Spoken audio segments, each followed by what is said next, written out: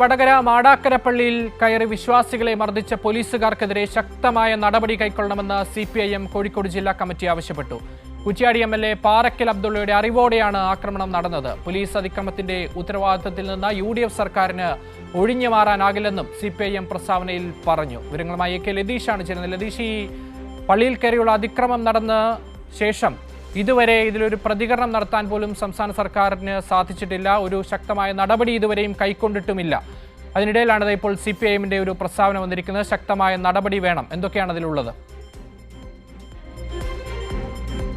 പക്ഷേ 2 ദിവസം മുമ്പാണ്, അതായത് നബിദിനത്തിലാണ് കോഴിക്കോട് വടകരയിലെ മാടാക്കര പള്ളിയിൽ പോലീസിന്റെ അതിക്രമം ഉണ്ടായത്.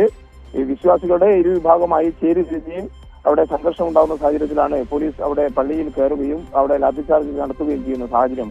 രാത്രിയാണ് ഈ സംഭവം നടന്നത്. ഇതുമായി ബന്ധപ്പെട്ടാണ് ഇപ്പോൾ CPIM ഈ സംഭവത്തിൽ ഉൾപ്പെട്ട പോലീസുകാർക്കെതിരെ കർശനമായ നടപടിയെടുക്കണമെന്ന പ്രസ്താവന CPIM കോഴിക്കോട് ജില്ലാ കമ്മിറ്റിയുടെ ഭാഗത്തുനിന്നും ഉണ്ടായിരിക്കുന്നത്.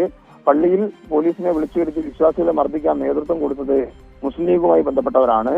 നബിദിനത്തോടനുബന്ധിച്ച് 10 ദിവസമായി തുടർന്നു വരുന്ന മൗലീദ് പാരായണം നിർത്തണമെന്നും ഖത്തീബിനെ മാറ്റണമെന്നും ആവശ്യപ്പെട്ട് പ്രാദേശിക നേതൃത്വമാണ് പരാതിയുമായി പോലീസിനെ സമീപിച്ചത്. തുടർന്നാണ് ചോമ്പാല പോലീസ് പള്ളിയിലെത്തി ഭീകരാന്തരീക്ഷം സൃഷ്ടിച്ചത്. ഇത് പാറക്കൽ അബ്ദുള്ള MLAയുടെ അറിവോടുകൂടിയാണ് എന്നാണ് CPIMന്റെ പ്രസ്താവനയിൽ പറയുന്നത്. എന്നാൽ വിശ്വാസികളുടെ കണ്ണിൽ പൊടിയിടാൻ ലീഗ് നേതാക്കൾ മലക്കം പറയുകയാണ്. ഇപ്പോൾ പള്ളിയിൽ കയറി പോലീസ് അക്രമം കാട്ടിയ സംഭവം വ്യാപക പ്രതിഷേധത്തിന് കാരണമായതോടെയാണ് പോലീസിന്റെ തലയിലിട്ട് തടിയൂരാനാണ്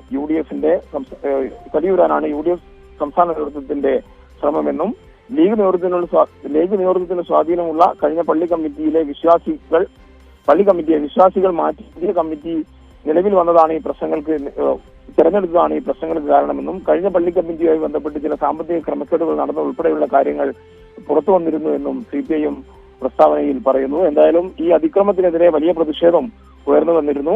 ആ അതിക്രമവുമായി ബന്ധപ്പെടുത്തി പോലീസുകാർക്കെതിരെ, അല്ലെങ്കിൽ അതിക്രമം നടത്തിയ പള്ളിയിൽ ബൂട്ടിട്ടു കയറി അതിക്രമം നടത്തിയ പോലീസുകാർക്കെതിരെ കർശന നടപടി സ്വീകരിക്കണമെന്നാണ് ഇപ്പോൾ CPIM കോഴിക്കോട് ജില്ലാ കമ്മിറ്റി പ്രസ്താവനയിലൂടെ ആവശ്യപ്പെട്ടിരിക്കുന്നത്.